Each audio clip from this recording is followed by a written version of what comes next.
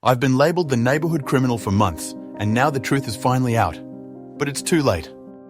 Throw away, because people in my neighbourhood know my main account, and this shit has gotten way too personal. Sorry in advance for the absolute wall of text, but I need to get this off my chest before I lose my mind completely. So, about 8 months ago, I, 34M, moved into what I thought was a nice, quiet suburban neighbourhood. It's one of those developments built in the late 90s. Not the fancy new ones with the giant houses that all look the same, but not old enough to have character either. Just rows of decent family homes with small yards and 2 narrow streets where everyone has to park half on the curb. I'd saved for years to finally buy my own place after renting crappy apartments since college. Nothing fancy, just a modest 3-bedroom that needed some work, but it was mine, you know?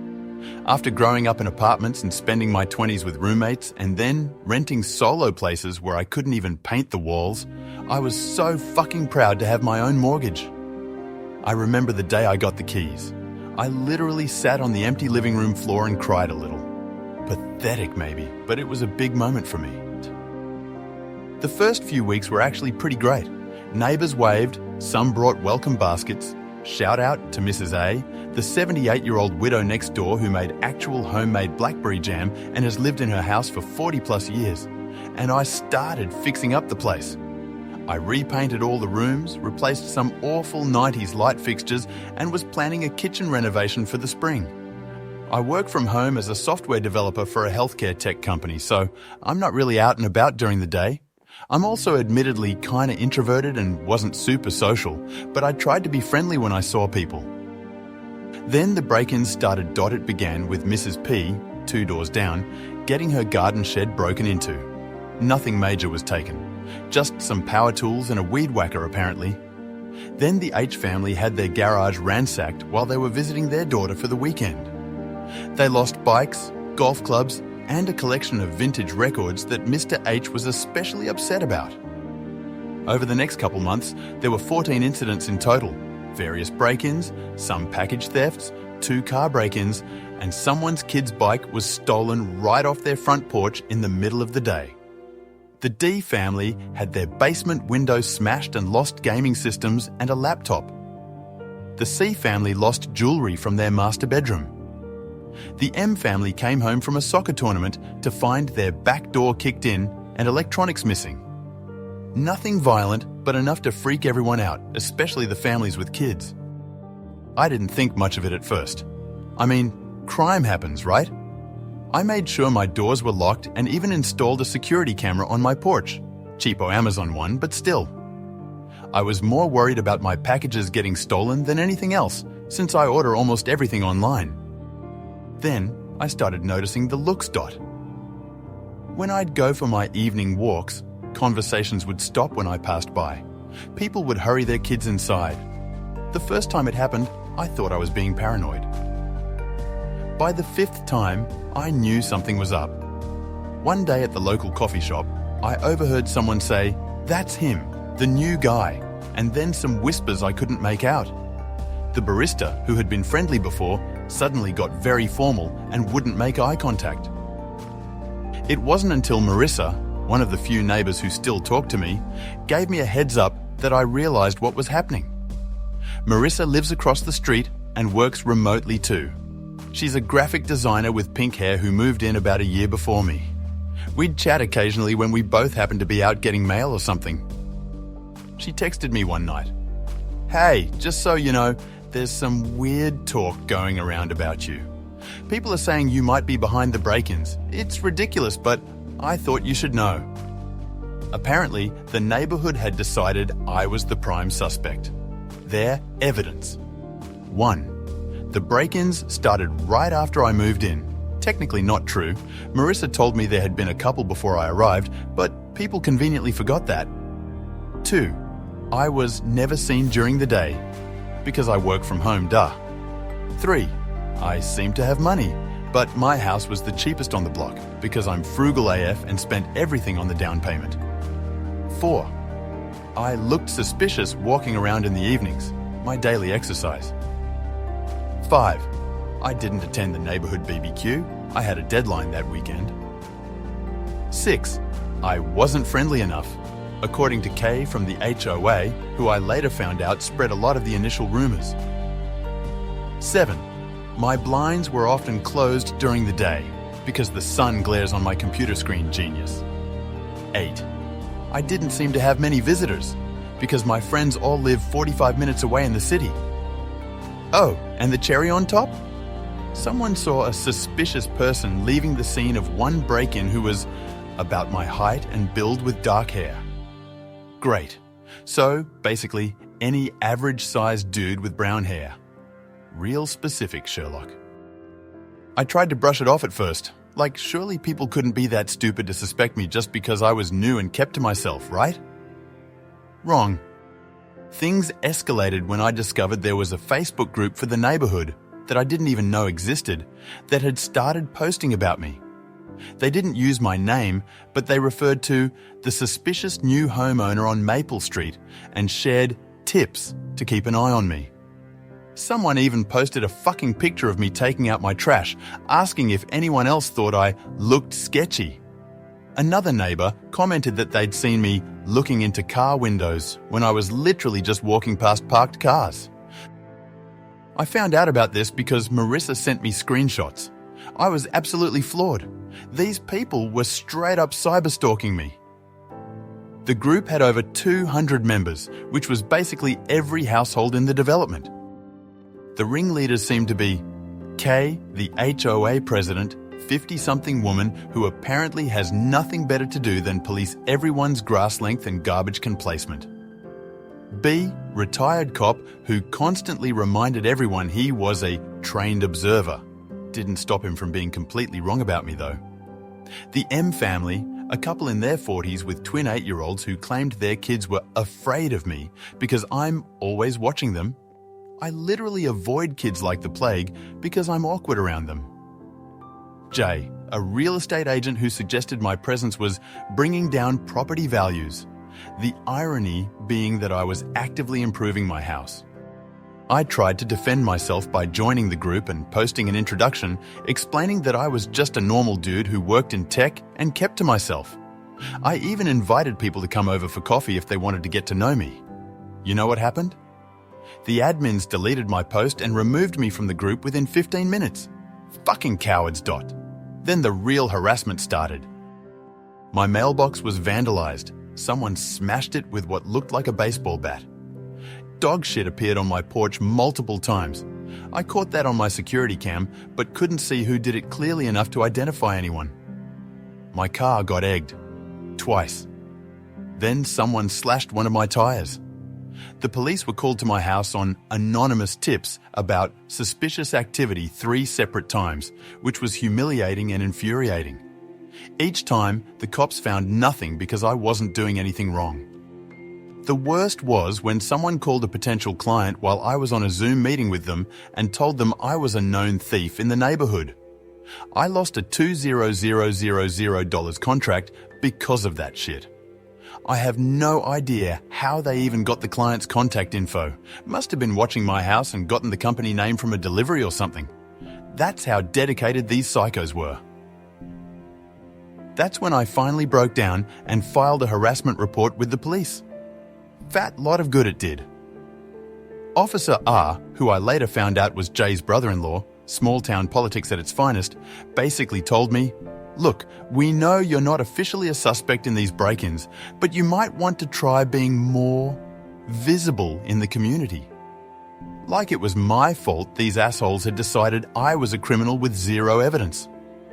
When I pressed him about the harassment, he shrugged and said they'd look into it, but that it was probably just neighbours being concerned about their safety. He suggested I join the neighbourhood watch to show good faith. Yeah, like they'd even let me in. Meanwhile, the break-ins continued. And get this, one happened while I was literally at the police station filing my harassment report. Did that clear me? Nope. Someone in the Facebook group suggested I probably had an accomplice or had set up the break-in beforehand. These people were so invested in me being guilty that they were inventing elaborate conspiracies rather than admit they might be wrong. By this point, I was a fucking wreck. I couldn't sleep. I was having panic attacks. I started recording all my activities just to have alibis. I installed cameras covering every inch of my property. I was working less, which meant earning less, but I couldn't focus. I started thinking about selling the house I'd worked so hard to buy, taking a loss just to escape this nightmare. I'd even contacted a realtor, not Jay obviously, to get a sense of what I could get for the place. There were a few people besides Marissa who didn't buy into the hysteria. Mrs. A next door, who told me she'd seen this kind of thing before, and that people need someone to blame when they're scared. The G family at the end of the block, who minded their own business and always waved when they saw me. A guy named S, who I met at the local hardware store, who recognized me from the neighborhood and actually talked to me like a normal person. But they were the minority. Most people either actively participated in the harassment or stood by and did nothing to stop it. I reached out to a lawyer who advised me I could pursue defamation cases against specific individuals if I could prove they were making false claims about me, but it would be expensive and messy. I was seriously considering it, even started documenting everything and saving screenshots when everything changed. Last Saturday night, at around 2 a.m, my security system alerted me to movement in my backyard. I checked the footage on my phone and saw two guys with flashlights scoping out my back door. My heart nearly stopped. I called 911 immediately, whispering into the phone because I was terrified they'd hear me. The cops actually showed up quickly for once, like 3 minutes. Guess they really did think I was the neighborhood menace, and caught these dudes trying to break into my house. And guess what? They were the actual burglars responsible for the entire crime spree. Turns out it was two brothers, J and T, 19 and 22, who lived in an apartment complex just outside our neighborhood. They'd been systematically hitting houses for months. And the kicker? T worked for a food delivery service, which is how they scoped out potential targets without looking suspicious. He'd make legitimate deliveries during the day and check out which houses had security systems, dogs, etc. Then they'd come back later to the vulnerable ones.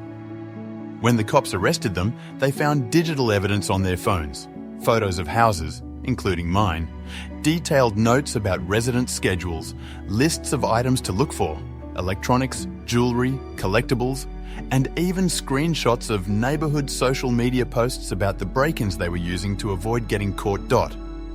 They quote D also stupidly taken selfies wearing some of the stolen watches and posing with electronics before selling them. They had a whole system of selling items through various online marketplaces and to pawn shops in different cities. The evidence was overwhelming. You'd think this would immediately clear my name, right? That the neighborhood would come crawling back with apologies? Some did. Marissa organized a small group who brought me a gift basket and a card signed by maybe 15 people with generic, "Sorry for the misunderstanding" messages. The G family brought over homemade food. Mrs. A just nodded at me and said, "Told you so?" But you know what the rest did? They went silent. No apologies, no acknowledgements. The Facebook group never posted a correction. In fact, they shut down the entire group rather than admit they were wrong. And most of them are now acting like nothing ever happened. Like they didn't spend months making my life a living hell, treating me like a criminal, damaging my property and my reputation. Kay from the HOA sent a neighborhood-wide email about the successful resolution of the recent criminal activity, without mentioning me at all. B, the ex-cop, is apparently telling people he had his suspicions about those delivery guys all along. The M family avoided eye contact when I ran into them at the grocery store. Mrs. H, whose garage was one of the first hit, actually had the nerve to wave at me yesterday and ask if I wanted to join the neighborhood watch, like we were old pals. Are you fucking kidding me? I just stared at her until she got uncomfortable and left. The worst part is, the damage is done. Even with the real criminals caught, I still get looks. People still whisper. A mom still pulled her kid closer when I walked by at the park yesterday. Once you've been labeled, that shit sticks. I've learned a lot about human psychology from this nightmare. How confirmation bias works. Once people decided I was suspicious, everything I did seemed suspicious to them. How groupthink takes over. People who might not have thought twice about me got swept up in the hysteria because everyone else was talking about it. How few people have the courage to stand against the crowd, even when the crowd is clearly wrong. I'm still planning to move as soon as the housing market picks up a bit. My realtor thinks spring will be better. I can't live somewhere I'm seen as that guy who we thought was a criminal, but maybe isn't, but who knows? The feeling of being watched and judged in my own home is something I can't shake. What kills me is how easily it all happened. How quickly people built this narrative about me based on absolutely nothing. How they reinforced each other's suspicions without ever once coming to talk to me directly. How they valued their little neighborhood drama over an actual human being's life and reputation. The real burglars were caught on my security camera. My call to the police ended their crime spree. And still, somehow, I'm the bad guy for not being community-minded enough. The local paper did a small story about the arrests. There was a single line that said, "The suspects were apprehended attempting to burglarize a home on Maple Street," but nothing about how the homeowner, me, had been falsely accused by the neighborhood for months. I thought about contacting the reporter to tell my side, but what's the point? It would just make me look bitter and vengeful. I've thought a lot about what I could have done differently. Should I have been more outgoing when I moved in? Hosted a housewarming party? Joined their stupid Facebook group from the beginning? Volunteered for neighborhood cleanups? Maybe. But also, why the hell should I have to prove my innocence to live peacefully in my own home? I've also thought about what to do now. The lawyer says I could still pursue cases against specific people, K for sure, B probably, and whoever called my client. I have evidence of the harassment, but it would be a long, ugly process, and I'd have to keep living here through it all. And for what? Money. An apology that wouldn't be sincere anyway. Part of me wants to go nuclear before I leave. Put up a big sign in my yard listing all the false accusations. Send a detailed email to the entire neighborhood. Post flyers with screenshots of their Facebook comments alongside the news story about the actual burglars. But I know that would just reinforce their image of me as the weird, antisocial guy. And honestly, I'm tired. I'm so tired of all of it. I just want to sell this house, move somewhere new, and try to forget this ever happened. So that's my story, the neighborhood pariah who was innocent all along. I guess the moral is, I don't even know. Don't quote TB new. Don't be different. Install a shit ton of security cameras. All I know is that I'll never look at a friendly neighborhood community the same way again. And I'll never again believe that people are basically rational or fair. Edit. Holy shit, this blew up overnight. Thanks for all the supportive comments. To answer some common questions. 1. Yes, I've documented everything, including the Facebook posts, the police reports, and the security footage of the harassment. 2. No, I haven't decided whether to pursue legal action yet. My lawyer says I have a case against specific individuals, but it would be messy and expensive. 3. Several people asked if there was a racial component. I'm actually a white guy, so while I can't rule out some other kind of prejudice, I don't think race was the main factor. Just good old-fashioned new guy suspicion on steroids. 4. To the people suggesting I get revenge somehow, thanks, but no thanks. I just want to move on with my life. Being as bitter and petty as they were won't help anything. 5. And yes, I'm actively looking at houses in other neighborhoods. Life's too short to live where you're not welcome. 6. A couple people have asked if I tried to talk to the HOA formally about the harassment. Yes, I did. I sent a certified letter detailing the issues and requesting a meeting. Kay responded with a form letter about how community safety is our priority and that I should consider how my behaviour appears to others. Classic victim blaming. 7. For those asking exactly where this is so they can avoid moving there. Sorry, I'm not comfortable being that specific for obvious reasons. 8. Thanks for the awards, but please don't spend money on that. Donate to your local legal aid organisation instead. They help people who face actual discrimination and don't have the resources I'm fortunate enough to have. Edit 2. Wow, this really resonated with a lot of you. Thanks for all the supportive messages. A few updates. 1. To the person who suggested I host a moving out party and invite the whole neighbourhood just to see who shows up. That made me laugh for the first time in weeks. Tempting, but I'll pass. 2. I showed Marissa this post with identifying details removed, and she said she's also considering moving. Turns out she's gotten some side-eye too for being my friend. People are unbelievable. 3. I'm meeting with my lawyer again next week to discuss options. I'm still leaning toward just moving on, but your comments have made me consider whether there's a principle worth fighting for here. 4. Yes, I changed some minor details for anonymity, but the core story is 100% true. And yes, it really is as insane as it sounds. This is exactly why innocent until proven guilty exists as a legal principle. Your neighbors decided to play judge, jury, and executioner based on nothing but timing and prejudice. I'd be talking to a civil rights attorney about defamation, especially against that K person who used her HOA position to legitimize the harassment. What they did was straight up wrong. HOAs are literally the worst. They attract power-hungry people with nothing better to do than police their neighbors. I'm going to offer a slightly different perspective here. While what happened to you was completely unfair, I do think being more involved in the community when you first moved in might have prevented some of this. People are naturally suspicious of newcomers who keep to themselves. Not saying it's right, but it is human nature. When people don't know you, they fill in the blanks with their imagination. What you experienced is a textbook case of scapegoating. When communities feel threatened, they often project their fears onto an other, in this case, you as the newcomer.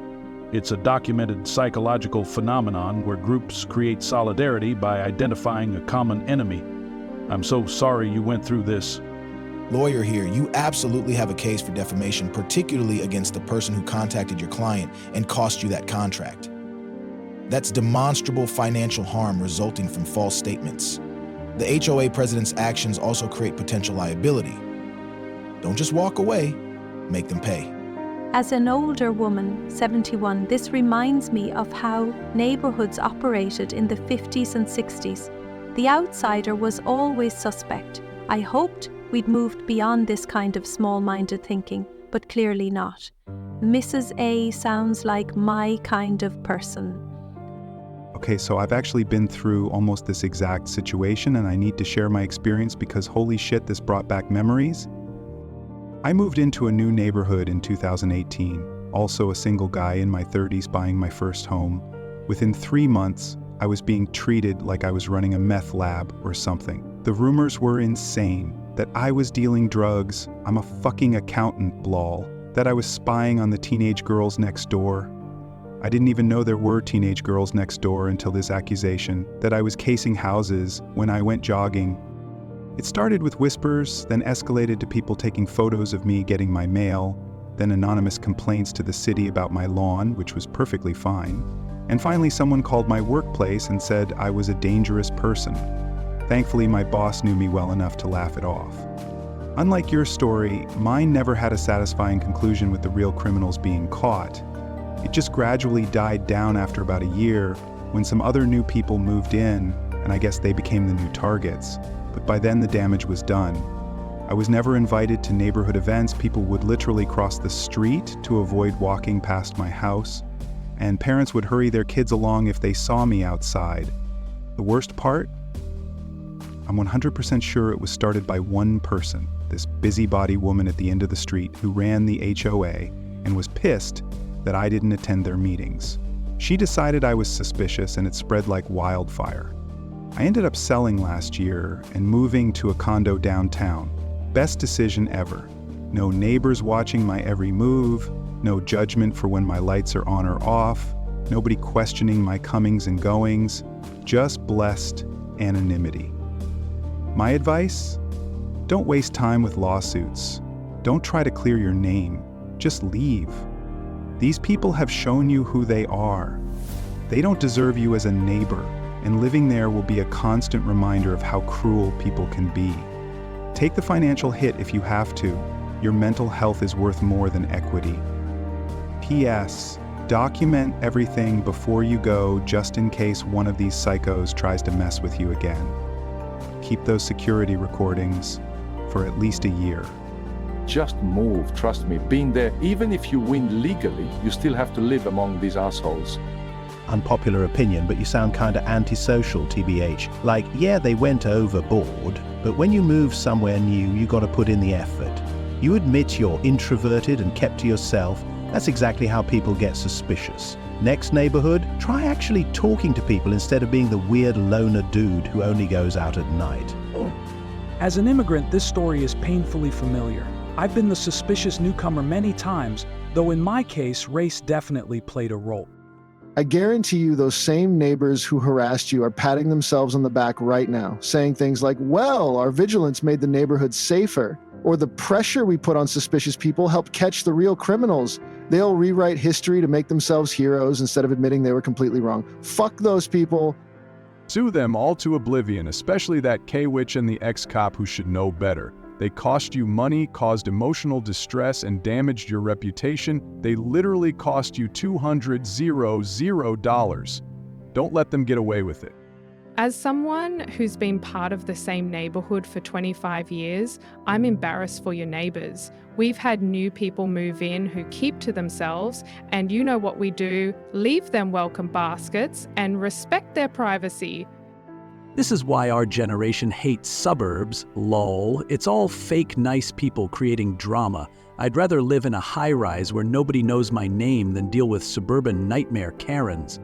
Gonna go against the grain here. While what happened to you was awful, I think pursuing legal action is worth it. Not for the money, but to create a public record of what happened. These people shouldn't get to pretend they did nothing wrong.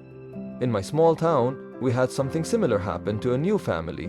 Rumors spread, people were awful, and then when the truth came out, everyone pretended nothing happened. 10 years later, those same gossips did it again to someone else.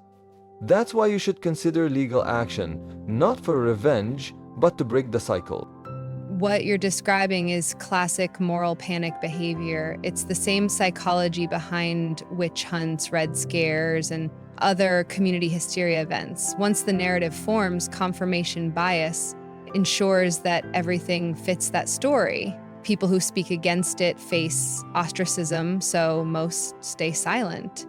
These dynamics have been documented for centuries. Human nature hasn't changed much, unfortunately. I went through something similar, and trust me, just move. Suing sounds good for revenge, but it means keeping these people in your life for years. Legal battles are exhausting, expensive, and emotionally draining. Cut your losses, sell the house, and find happiness elsewhere.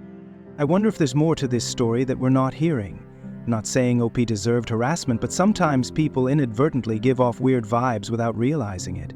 The fact that so many neighbors were suspicious makes me think there might be behaviors OP isn't aware of. As a property manager who deals with HOAs and neighborhood disputes, this is unfortunately common. The real crime here is that the police officer who's related to one of the instigators didn't recuse himself. That's a serious ethics violation and potential legal issue. Reading this as someone with social anxiety was painful. This is literally my nightmare scenario.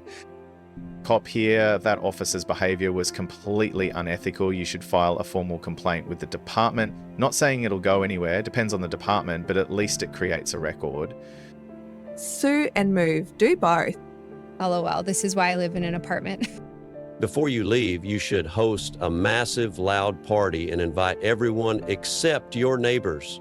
Get food trucks, a band, the works. I don't usually comment on these kinds of posts, but your story hit way too close to home for me. I've been thinking about this situation constantly since I read it yesterday, and I have some thoughts as someone who's studied sociology and mob mentality for my thesis. What happened to you is a perfect example of how easily communities can create an other when they feel threatened. It reminds me of cases throughout history where communities turned on innocent people during times of stress or fear. Your situation is particularly interesting and horrifying because The community had a legitimate concern. Break-ins, they needed someone to blame. You were the perfect target as the new unknown person. Once the narrative was established, confirmation bias took over. Anyone who disagreed, like Marissa or Mrs. A, risked becoming targets themselves. When the truth came out, cognitive dissonance prevented people from acknowledging their mistakes. What makes this even more infuriating is how the police handled it. That officer telling you to be more visible in the community is victim blaming 101. You shouldn't have to prove your innocence to live peacefully in your own home. If you don't mind a suggestion, before you move, I think you should write a very factual, unemotional letter to every household in the neighborhood. Not accusatory, just laying out the timeline of events, the harassment you experienced, and how it affected you. End with something like, I hope in the future you'll remember this before jumping to conclusions about newcomers. Then leave and never look back. Some might ignore it, some might get defensive, but I guarantee a few will feel deep shame, as they should, and maybe, just maybe, the next new person who moves in won't have to go through what you did. Wishing you healing and a much better community in your next home. You deserve neighbors who treat you with basic human decency. This is why our generation hates suburbs, Elmau. It's all fake nice, people creating drama. I'd rather live in a high-rise where nobody knows my name than deal with suburban nightmare Karens. I call BS on this whole story. Too perfectly constructed, hits all the Reddit outrage buttons, and conveniently OP is completely innocent. Real life is messier than this. Put a giant sign in your yard before you move. Goodbye to my neighbors who falsely accused me of crimes that were actually committed by insert criminals' names. Special shout out to KB and the M family for leading the harassment campaign. Would be epic. I'm so sorry this happened to you.